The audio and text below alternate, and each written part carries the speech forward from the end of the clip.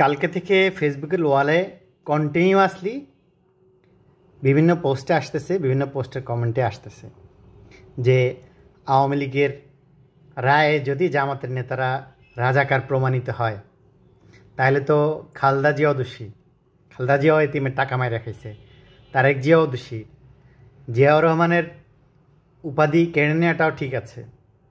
এখন ওকে আমি বুঝলাম, এখন কথা হলো যে মানে প্রচার বা প্রচারণার তো একটা উদ্দেশ্য থাকে মানুষের।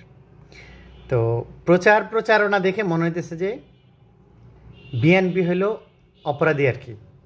মানে আওয়ামী লীগ হচ্ছে যে রায় দিছে যে জামাতের নেতারা রাজাকার, সেটার জন্য বিএনপি অপরাধী। এবং বিএনপির মাইনে নিতে হবে যে খালেদা জিয়া অদোষী, তারেক জিয়া অদোষী, আর জিয়াউর রহমানের উপাধি নেওয়া ঠিক আছে।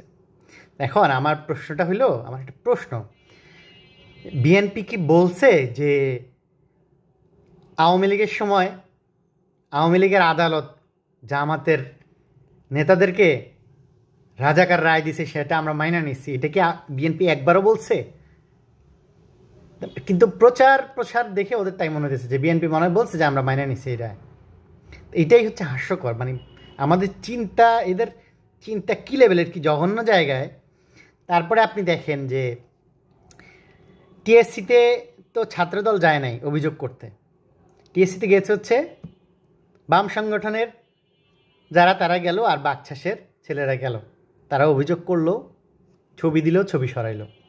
বিএনপি থেকে নাসির শুধু বলছে যে রাজাকারদের সাথে হচ্ছে যে সাকা চৌধুরীর ছবি কেন লাগানো হয়েছে, এবং তারা প্রেস রিলিজ দিছে, সেখানেও একই কথা যে রাজাকারদের সাথে কেন সাকা চৌধুরীর ছবি লাগানো হয়েছে।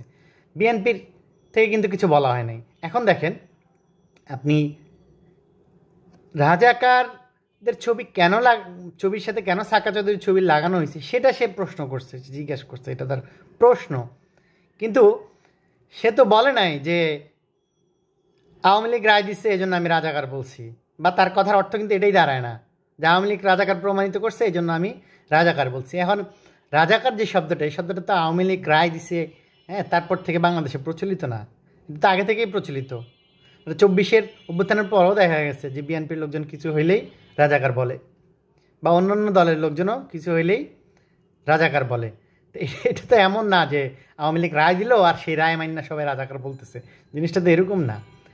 কিন্তু প্রচারণা দেখে মনে হইতেছে যে সমস্ত দোষ বিএনপির।